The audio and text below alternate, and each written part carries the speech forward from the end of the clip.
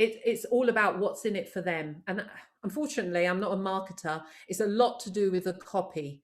I'd say it's two things. One, it's a lot to do with the writing, how it's like a heading in a newspaper. You've got to make it interesting for them to know what's in it for me, what's in it for me, what can I learn from this? So results, results, results. This is what you're going to get if you attend. This is what you're going to get if you attend. People don't care about the how and the what. They want to know what's in it for me and what can I get from it. Plus, unfortunately, if people think you're boring, they're less likely to attend. If you are someone who tells stories, I know I've told a little story, but if you tell stories, oh, people love stories. And if they know that you're an engaging person to be on a meeting with, trust me, they'll jump on. Let's have a look. What's another question? If you change approach, how do you maintain? If you change approach, how do you maintain it? I'm not exactly sure what you mean by when you change approach. Could you just give me a bit more clarification on this?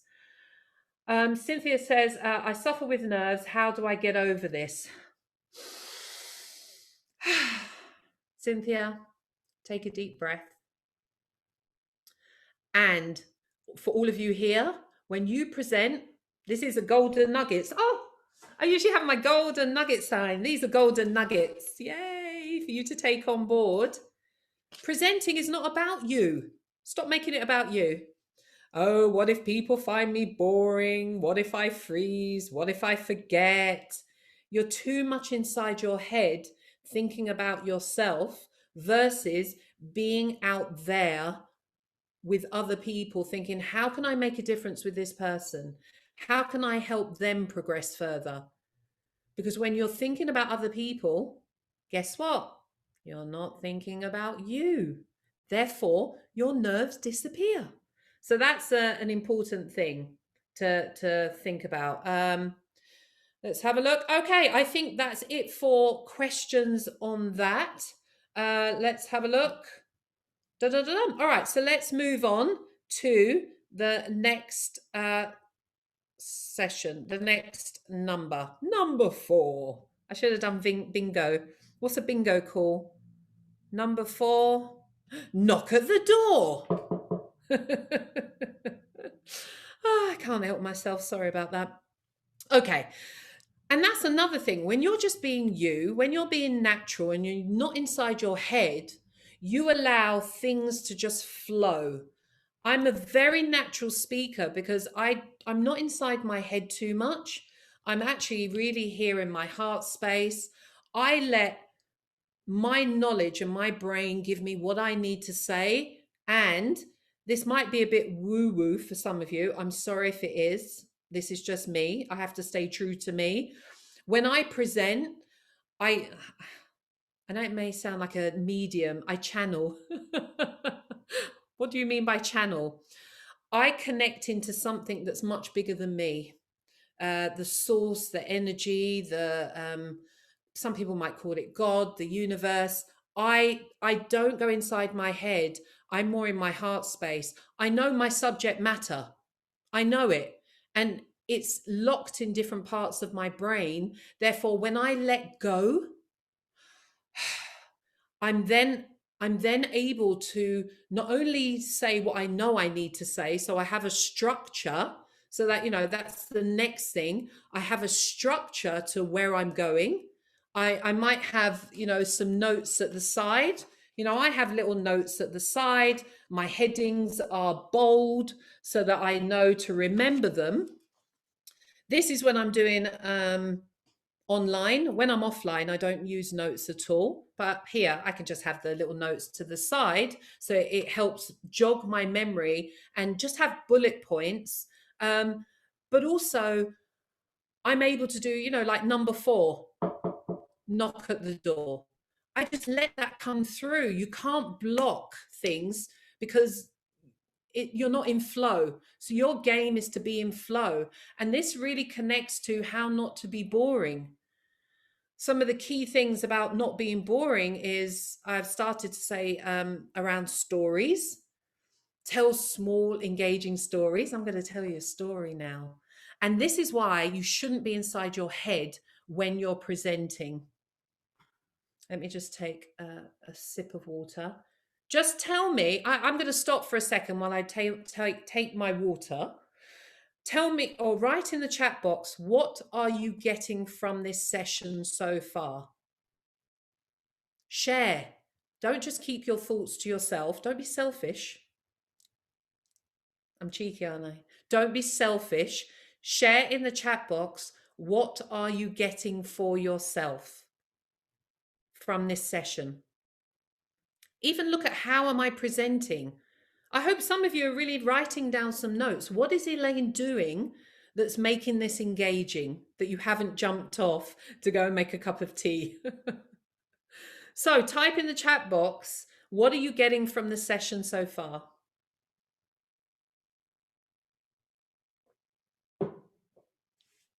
Are there breathing techniques or other such to help with nerves? Yeah, there are breathing techniques. I'd say Google them. There's lots of breathing techniques, Mohammed. Just Google. Taking nice deep breaths. A big thing that you can do that helps a lot, my golden nugget, is to pause. Take time to breathe. Do you know that when you breathe, the audience breathes? Isn't that a great one? I'm going to golden nugget myself. When you breathe, take a pause. It allows the audience to take a pause as well. So the fact that I've asked you questions in the chat box is allowing you to breathe in the space. Good techniques on how to present and overcome nerves when presenting. Thank you, Cynthia. Who else? How to engage the audience, that it's important to know what you're talking about so that you're comfortable presenting. Yes, we're going to get on to that as well, Penelope, definitely. Let me have a look at the time. Okay, we will move on, but carry on writing. What are you getting from this session? Because I'm going to tell you a story. I was delivering, this is why you don't go inside your head and you tell stories, because stories are really engaging. If you have a point, wrap it in a story. I was presenting at the British Library and I had been doing pitching workshops for about 3 months. And they said, Elaine, can you do a pitching presentation to about 40 people? I thought, oh, okay, I've never done it before. I'm new to this subject. Tell me about the audience. That's the first thing you need to remember. Who is the audience? It's all about the audience. So I created a presentation because they said the audience were beginners, pitching, they were entrepreneurs, business owners. So I'm presenting to the room, and then there's a man in the third row back. He's got a white shirt, he's got a really crisp suit and white hair. He's my nemesis. I'm like, oh my gosh. And he's looking at me like this.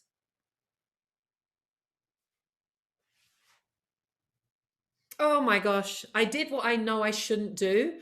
I went inside my head and I started having a conversation with myself about my pitch. Oh my gosh, is it too basic? He looks like he's the owner of a Fortune 500 company. I should have made it more intermediate and advanced. Anyway, I carried on presenting, and then there's another man at the front of the room and he's doing this to me. Oh my gosh, I completely lost it. And do you know why I knew I lost it? Because you can't have a conversation inside your head while you're speaking fluently. You're not in flow. And when you're not in flow, your words become a lot more staccato and the energy and the people start shifting in the room. And that's what happened. I realized, because I watched people, they were shifting. And that means they're having a conversation inside their head. And I realized I was inside my head. So I started to come back out there and started to have just get back into flow, focus on the audience. Afterwards, I went to the networking session and I thought, let me go up to him and find out how the session went. So I said, hello, my name's Elaine. How was the session? Woo! He looked at me and he goes, Oh, mate, it was amazing. I just started my cab firm. I don't know how to pitch, so that was sublime.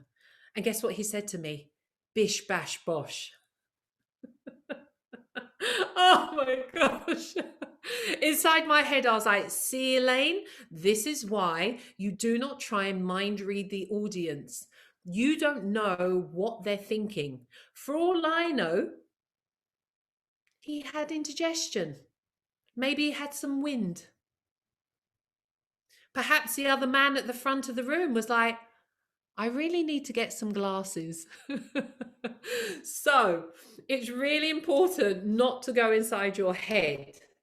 So, how do you make subjects interesting? Tell stories. Stories are engaging. How many of you, just in the chat box right now, if you saw me again, you'll remember the story about the cab driver and me trying to mind read the audience? Type in the chat box, yes.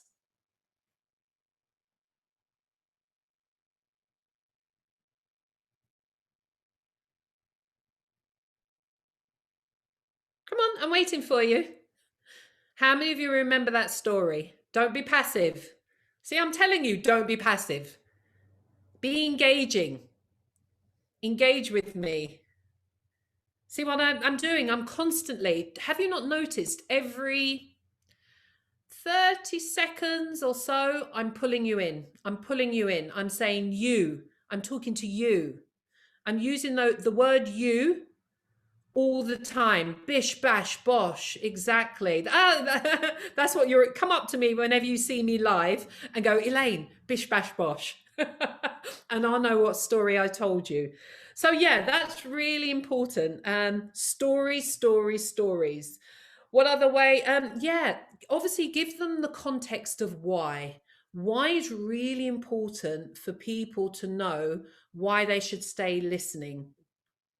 Do you remember at the beginning of this presentation, I told you, I kind of gave you a roadmap and I said why you should be listening to this? Because we're spending a lot of time online now for maybe the next 6-7 months. So you need to put your best foot forward. I gave you your why, or my why, which hopefully was your why, about why you should stay engaged. Type this down. This is a real golden nugget. Google Simon Sinek. That's Sinek, Simon Sinek. And he has a TED talk on I think it's called the Golden Circles or leadership. But he really talks about people don't care what you do. They don't really care too much about how you do it, but they really want to know why. Because the why speaks to the emotions, the why speaks to the limbic part of the brain. Once they know the why, then you can tell them the what and the how, which is the neocortex. It's the analytical side of things. It's the numbers, the language. So how do you make it interesting for people? Because someone said, and I'll get onto that. You want to vary up the subject matter, because in the audience there's going to be people who are very right brained, they're very creative, they like stories, they like vision things, and then there's the people who are very analytical. I do a lot of work at ONS and the IPO, and they're very left brainers, scientists, and they want facts, they want statistics. Now somebody says something about how much displays effects, including when sharing the screen, do you use when presenting, engaging people online? What apps do you use? I personally, I use Zoom. I know that a lot of organizations, they use Teams at the moment, and I think Teams is the main one, and Zoom. I'm not one for Teams. I like Zoom, and I know government departments, a lot of them can't use it, but I like it because I can put people in breakout rooms and then I can have them interact. I can have people come off mute and share. People want to be interactive. So if you can have them share, if you can have them come off mute and share and add to the conversation, so it's not just you, super engaging for people. This session is slightly different because I'm on Zoom and you're watching on Glisser, so I can't have that interaction with you. That's my preferred. And slides, meh, slides are okay. I've done a lot of webinars with slides. Once again, people are hiding behind the slides, and I want interaction. I want to see the people reacting on the screen. So I will do slides. Sometimes I do a flip chart. So I've got a flip chart here. I find flip charts for me a lot more engaging, but I know some people have to have slides because there's graphs and make the graphs interesting. Serious, if you've got visuals, look, most of these are just pictures. Pictures, that's it. It's engaging. Don't have lots and lots and lots of words. Don't be death by PowerPoint. If I had a PowerPoint right now, do you know how many of you would be on Facebook? You would, I know you would. It's because I'm live. It's a person talking to another person. Okay, so any questions on that before we move on? Because we've only got, 6 more minutes together. Oh no. See, I mean, I'm enjoying myself. Even if I can't see you, I'm still enjoying myself. Any questions about the content before I move on? Because it's an important subject. I'm taking your lead here because you all do different things. And if you have no questions, just type in the chat box, what are you taking away? What are you taking away from content? Seriously, I told you I could talk about Marmite and make it really interesting for people. No questions. Seriously, have I answered all your questions? Or is it just a time delay? Right, before we move on, no questions, no likey. I'm going to move on. All right, number five. Number five.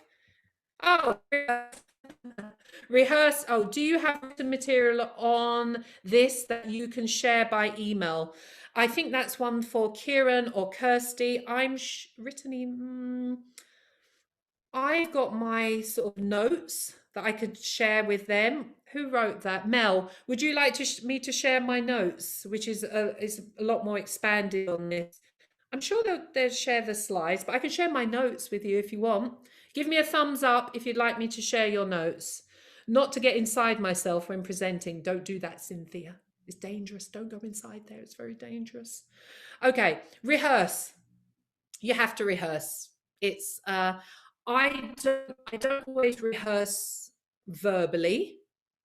I rehearse inside my head. I visualize. I do a lot of visualization where I'll just walk it through my opening. You've got to have a strong opening and you've got to know how you're closing. That's really important. A lot of my best things come when I say plug into source. When I'm not really thinking, you know, when you're cleaning and then suddenly the best ideas start coming up. That's the how I kind of rehearse. I just walk it through in my head, and I have a structure of I know where I'm going. So what's the time? Oh my gosh, 4 more minutes. I need to move on. All right, 6. We've kind of looked at how to manage the space. I feel like I've already spoken about this already. And you should have been taking copious amounts of notes about how is Elaine engaging us during this session. How do you overcome the challenges of a BAME colleague might face when presenting to an all-white audience? I don't make it see, it's really about your conversation. It's your narrative. The fact that I get it, they are white, but they've all got hair. They're all tall. I present to a lot of white audiences. I don't, it's how to say it. I'm looking at the person. I don't care if you're white, you're Chinese, you're Indian. I don't really care. It's the person. And the audience is a reflection of you. So if you think they're thinking something about you and your color, it's actually got to do with you, how you see it. I'm Elaine. That's first and foremost. I'm Elaine. I'm a woman. I'm of Caribbean heritage. Listen, that's what makes me interesting. You know, that's what makes all of us interesting, how different we are. That's my spice and my jerk seasoning. And I bring that in my presentation. You get Elaine showing up. If it's I don't care who the audience is, if they're all white, I don't really, so what? I'm the one presenting. You're the one presenting. You're the one at the front of the room. They aren't. Take that. So, really, we've only got 2 minutes, but oh, sorry, the connection went, miss number 5. Number 5 was practice. And I didn't really speak much about who you are as a BAME person presenting to a different audience, because to me, it's got to do with how you see yourself. Hasn't got to do with the audience. Really importantly, how do you see yourself? Show up powerfully, show up confident, celebrate how you are different. I bring it into the presentation. I use my dad's Jamaican accent in a story I tell, and they love it. So, yeah, they're not thinking anything about you. What they're thinking is, what's in it for me? What can I learn from this person at the front of the room? The fact that you are a different shade of brown, because we're all different shades, should make no difference whatsoever. If it doesn't make a difference to you, trust me, it won't make a difference to the audience. It will only make a difference if you make it a difference to you. Now, I know we have only... Have fun. Yay! My last point, have fun. Now, we've only got 1 minute. I want you in the chat box to tell me, have you taken a lot from this session? Thank you very much as well. I don't know if it just ends at the time, but I've loved interacting with you, my BAME people. What? But have you taken a lot from this session? Just type in the chat box so I can put your name so I can see as well. And if you haven't, then you haven't. Where have you been? Have you been sleeping? Right. We've got less than 1 minute before our session ends. Just in the chat box, have you taken a lot? Have you taken a lot of golden nuggets from this session? Time delay. Yes, lots of use. Oh, how difficult do you think it's to keep? Oh, all right. We're not doing that. Yeah. I forgot to do a poll. But anyway, yes. Thank you, Mohammed. Thank you, Saima. Thank you, Anna. Thank you, Helen. Thank you for being on here, Penelope. Anna, thank you, guys. I think the session, Gary, thank you, Gary. I think the session's going to end. Go and make a difference. You're here to make a difference. Please go and make a difference in the world. That's all that matters. All right, I think our session is going to end now. So I'll see you soon. Take care.